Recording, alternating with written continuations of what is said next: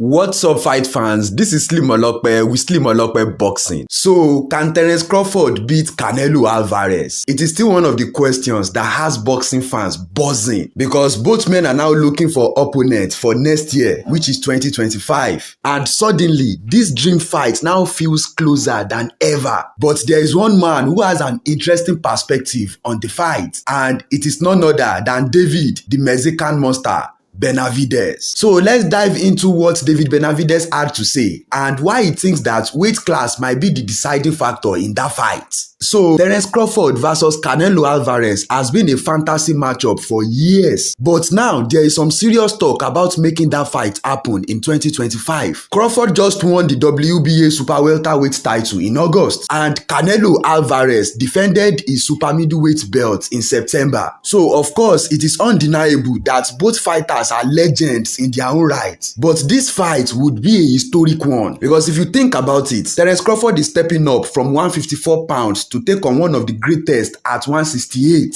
So it is a massive jump, and also when we consider the expertise of Canelo, especially his dominance at the 168 pounds division, this is not a case of where we have maybe a very talented smaller fighter that is moving up in two weight classes to face a not so talented fighter. No, we are talking about a very good small fighter trying to go and face a very good bigger fighter who is two weight divisions over the smaller fighter. Like, the weight is just too much because there is no edge for the smaller man. It's not like the smaller man is better than the bigger man. Both of them are on the same stage if we look at it.